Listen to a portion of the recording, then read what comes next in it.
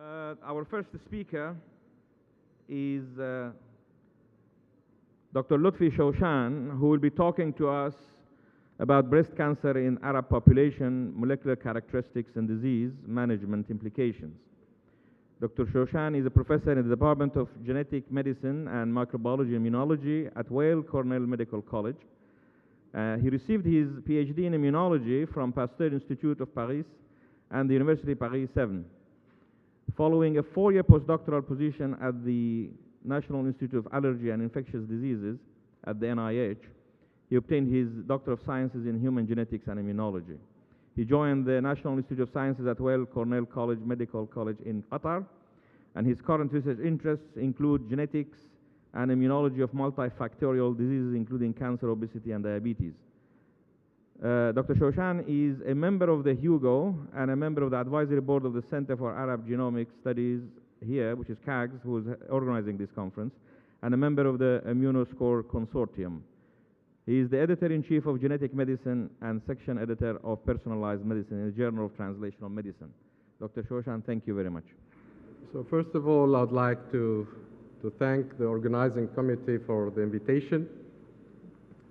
It is a great pleasure, as always, to meet our colleagues from Dubai and from other Arab countries. So today, my talk will be a short overview of breast cancer in Arab populations, and I will try to highlight the particularities, the clinical and molecular particularities in Arab populations. So more details could be found in new publications in September of the Lancet Oncology. So I'll start first of all by defining what are Arab populations, because the term of Arab is a little bit ambiguous. It could refer to the ancestor definition, and in such case it will refer to the descendant of the Bedouin tribes of the Arabian Peninsula and Yemen. Ibn Khaldun, an outstanding 14th century Tunisian social scientist, refers to the Arabs to the only people from the Bedouin tribes. But the Arab term could also refer to the people who speak the Arabic language, which means that we are dealing here with a larger group of people. But it could also refer to people who live in the context of cultural and political context. So we can have people who do not speak Arabic language, but they have and they live the culture, the Arabic culture, lifestyle. So if you look at the map of the Arab world, the early Arab world in the 6th century, it was restricted to the Arabian Peninsula, the Syrian desert, Arabian Peninsula, and Yemen. But through several Arabian tribal migration to North Africa and wars to North Africans, and this is a list of Arabian tribes who left the Arabian Peninsula and settled in North Africa countries, namely, Banu Fahr and Uqba ibn Nafa, who built Qayrawan in Tunisia, or Banu Hashim in Morocco, or Banu Hilal in Libya and Tunisia, Banu Kanz in Sudan, and Banu Hassan in Mauritania. So the outcome of all this tribe migration and wars between the tribes from the Arabian Peninsula and North Africans, the Berbers, namely the Berbers, this is the outcome of the 22 nowadays Arab states members of Arab League. What are the characteristics of the Arab populations? As I said earlier, they are multi-ethnic and diverse.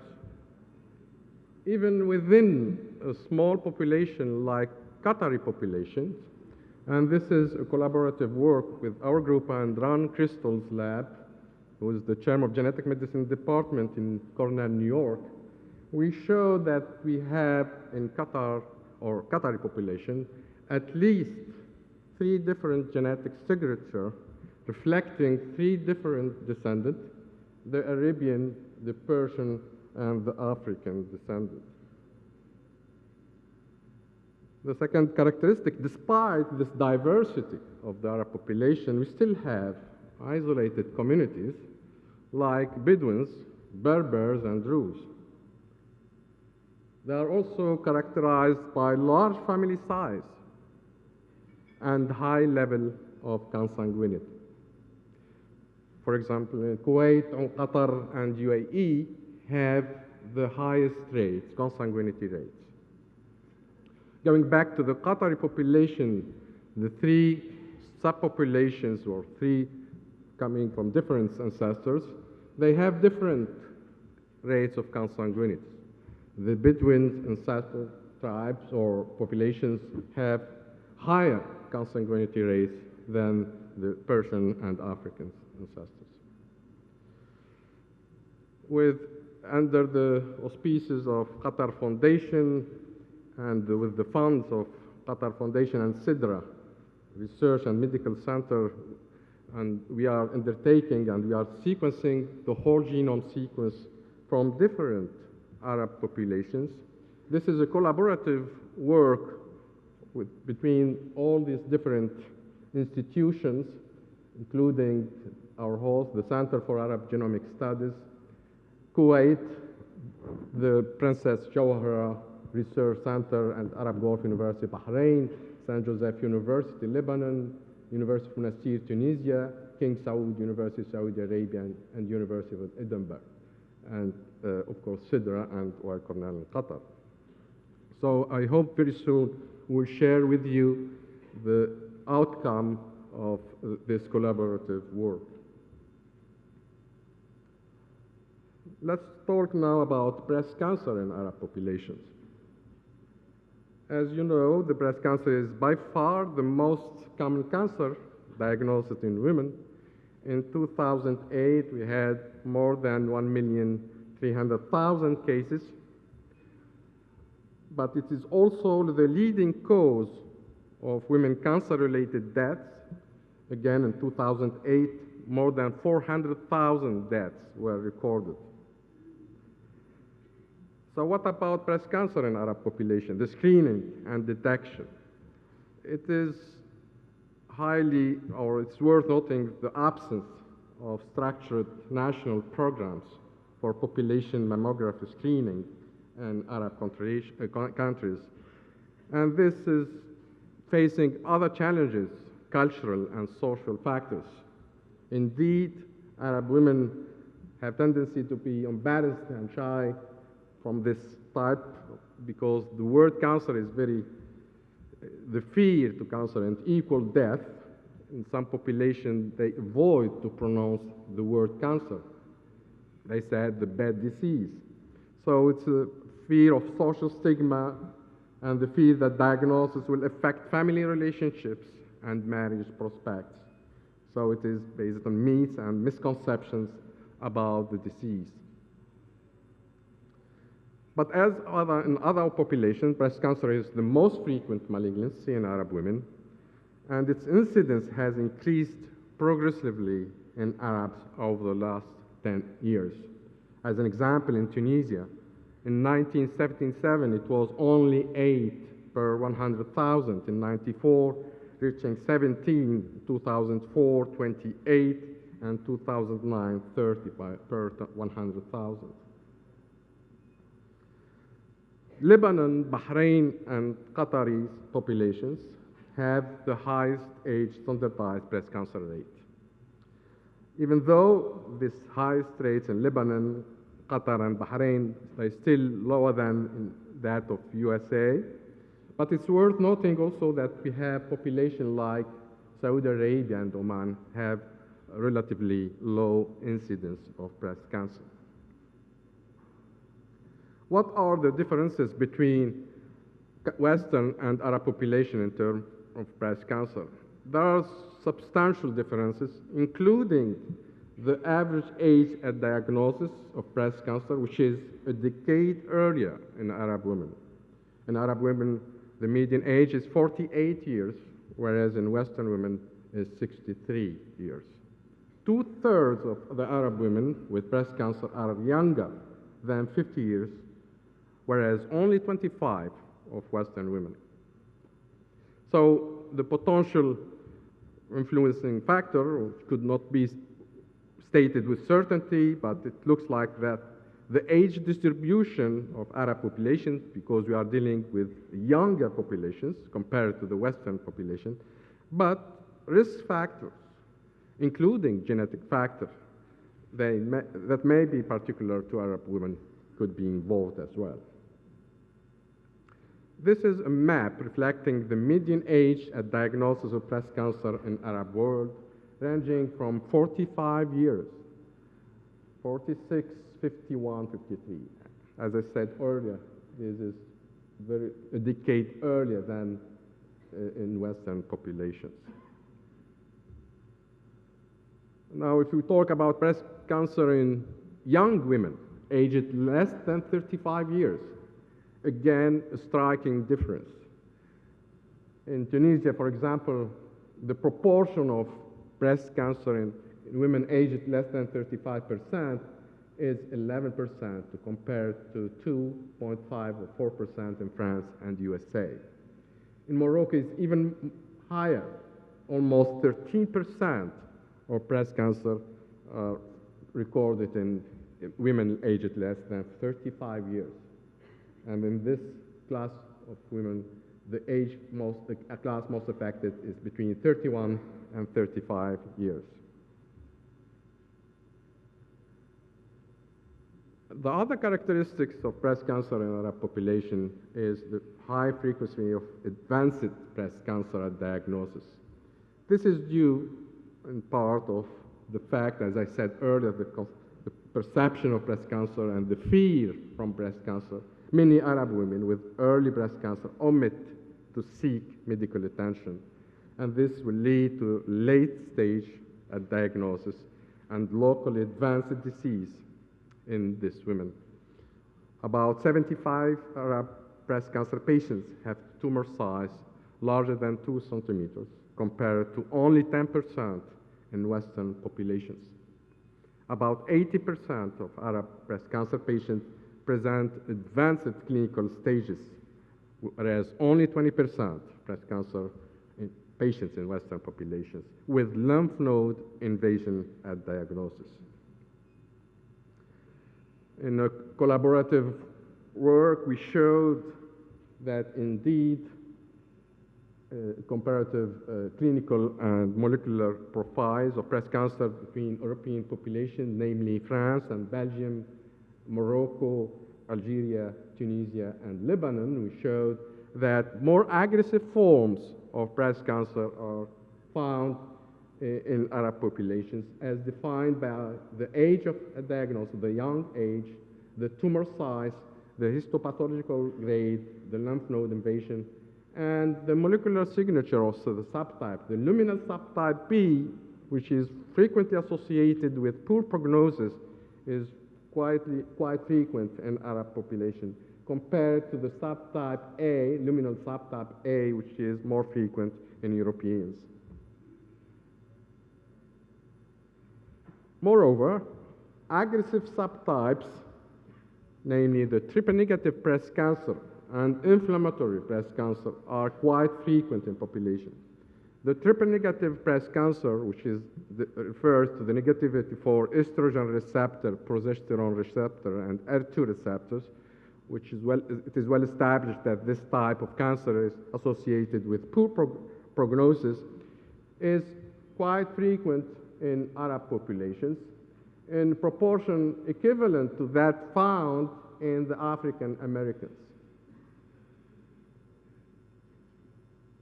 Similarly, for the inflammatory breast cancer, which is very rare in US and Europe, it is particularly frequent in Tunisia and Egypt and other populations, Arab populations. Even within the inflammatory breast cancer, Arab patients with inflammatory breast cancer present at a younger age and a more aggressive clinical course of this disease. Now, if we talk about the genetics component of the disease, based on the family history, breast cancer could be stratified into two different types. The most frequent types, which is the non-familial breast cancer, which is a multifactorial disease, and the hereditary breast cancer, which is an autosomal dominant disease dictated by mutation in tumor suppressor genes, including BRCA1 and BRCA2. It has been shown that, as in other populations, that BRCA mutation contribute to the pathogenesis of breast cancer populations, but it seems that mutation, BRCA mutation, could be higher in Arab women than in other populations, including in Tunisian, Lebanese, and in Algerian population. Recently, Dr. Mahfouz from our lab in Tunisia showed and identified novel and recurrent and founder BRCA1 mutations in Tunisian populations. And interestingly, she showed the existence of a mutation which was shared by 5 families, initially labeled as unrelated families, 3 families from Tunisia and 2 families from Algeria. Again, with BRCA1, recent reports showed that BRCA1 is involved not only in the hereditary breast cancer, but also in the non-familial breast cancer. And this time, a simple downregulation, a decrease in the wild-type expression of the gene, and not a mutation, might contribute to the non-familial breast cancer.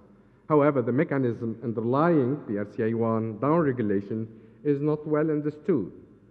Recent reports showed that transcriptional elements, including the CREP complex, might influence the constitutive expression of BRCA1. So what about the genes involved in the most form of breast cancer, the non-familial breast cancer? Gene scan showed that there are at least 6 major genetic markers or single nucleotide polymorphisms associated with breast cancer susceptibility in Caucasians, including 4 SNPs located in 4 genes, namely FGFR2, TNRC9, MAP3K1, and LSP1. Recently, we showed again that genetic susceptibility to breast cancer is different in Tunisian and Arab populations, and in this case in Tunisian compared to the Caucasians. Indeed, we found only 3 SNPs associated with breast cancer susceptibility, located in 3 genes, the FGFR2, TNRC9, MAP3K1, with a node ratio higher than that found in the Caucasians. Among the 4 genes associated with breast cancer susceptibility, 3 of them have well-known functions, including FGFR2, MAP3K1, LSP1. However, TNRC9 has unknown function. And this observation prompted us to investigate the biological role and the function of this gene in breast cancer. Recently, we showed that this gene, TNRC9, downregulates BRCA1 expression and promotes breast cancer aggressiveness. Indeed, we showed that TNRC9 gene is amplified, overexpressed regulator. And the downregulation of TNRC9 was performed through an alteration of the methylation status of the promoter. This finding is very important because we think that understanding the underlying mechanism of BRCA1 gene regulation is critical for generating effective strategies for reestablishing BRCA1 expression and thus restoring tumor suppressor function. Let me conclude by saying that breast cancer is rising fast in Arab women, and maybe in coming years it will match the incidence found in Caucasians and Western populations. There are several particularities of breast cancer in our population, including the relative young age of breast cancer patients in our populations, which could be explained by the age of distribution and or by risk factors that may be particular to Arab women. Advanced breast cancer and aggressive subtypes are frequent in our populations. But reduction of the incidence of breast cancer and its mortality can be achieved with major efforts in awareness campaigns, screening, and early detection. We believe and we think that Arabian genome would have significant implication in breast cancer characteristics in Arab populations. And we hope with our Genome Arabia project, we will contribute to unveil the mechanism contributing to breast cancer. Several, or I would say, other work will be in use to shed light on the mechanism underlying the aggressiveness of breast cancer in our population. And finally, I would like to acknowledge this work or other work that we are doing from my lab in Qatar, genetic medicine and immunology, but other valuable collaborations within Qatar, but also with our colleagues from Lebanon, Andre Mgharbni, from Tunisia, and I'm highlighting this individual who was very productive, my lab in Monastir, but other colleagues from Jordan, Morocco, and colleagues from the US. Thanks. And I have I'd like to acknowledge also the funding from Qatar foundations through the QNRF funds. Thank you so much for your attention.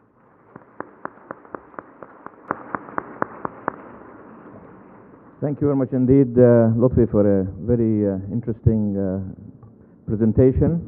And thank you for finishing actually much before time, which means we have more time for questions. So please, the floor is open for questions. Please introduce yourselves and your affiliation before asking the question. Thank you.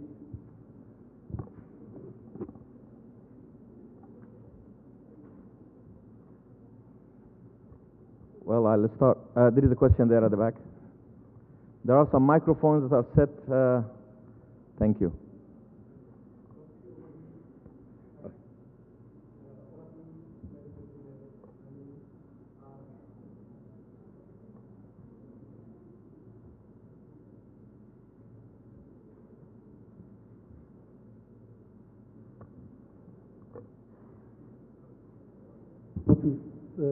Beautiful presentation, thank you so much.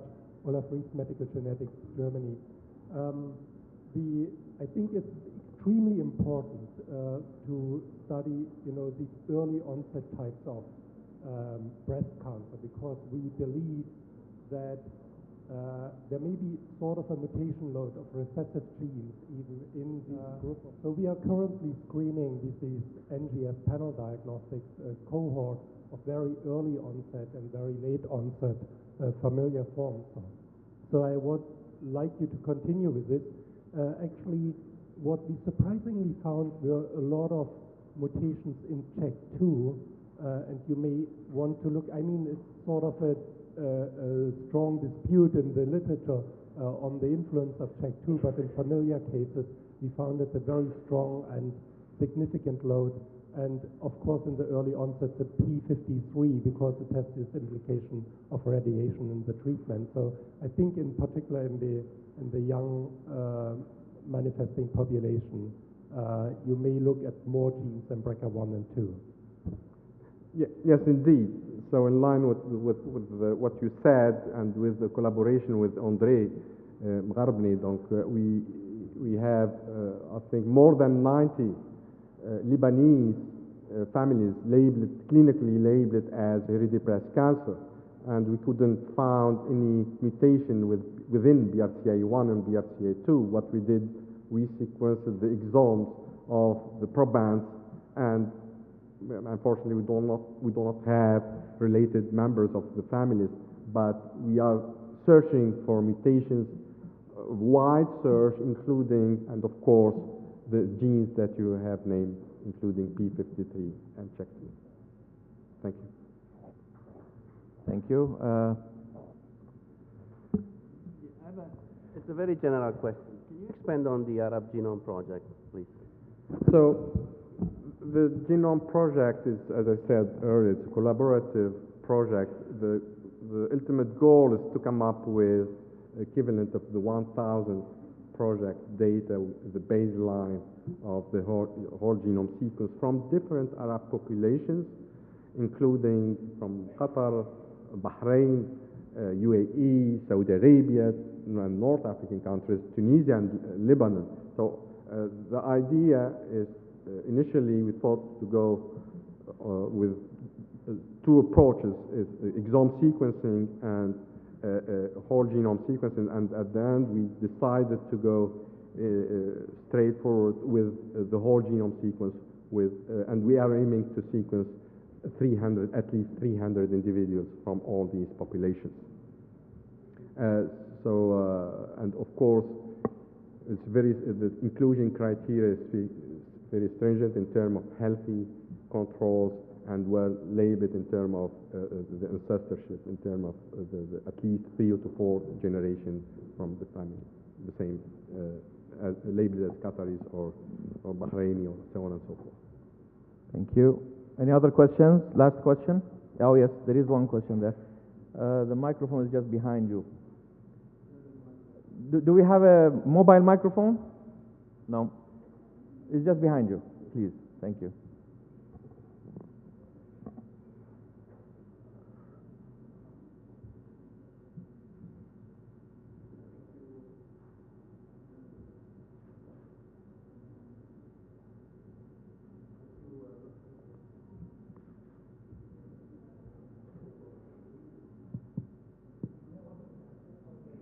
Okay. Go ahead, Sam. Thank you, Lotfi, for this lecture. It's a very good opportunity to meet you after many years of collaboration in Tunisia. And I forgot to present myself. I am Professor Salam Abbas, head of the Department of Hematology in Pasteur Institute of Tunis. And I would like to ask if there is any comparison between the alleles of gene evolved in breast cancer between Arab women and non-Arab women.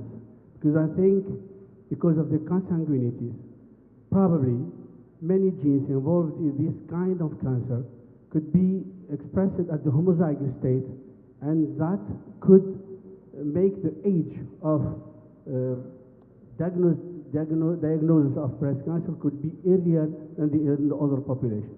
If there is any comparison between the homozygosity of this kind of alleles. As you know, for the GWAS scanning and the case control studies, and to avoid any bias generated by the consanguinity, we've been including only unrelated individuals, both in controls and in patients. But what you said, you have a point to make, and it will be worth exploring the effect of consanguinity in a multifactorial disease like the breast cancer. But so far, we do not have any data which reflect the effect of consanguinity. I would say robust data showing a real effect of consanguinity. There is a controversial, but again, we're not, I mean, at least to my knowledge, the data presented and studying the effect of consanguinity in breast cancer is a little bit controversial. The report showing a protective effect and other reports showing a more implication of consanguinity, increasing the susceptibility to breast cancer in other populations. But you're right, it could be, and such study should be done.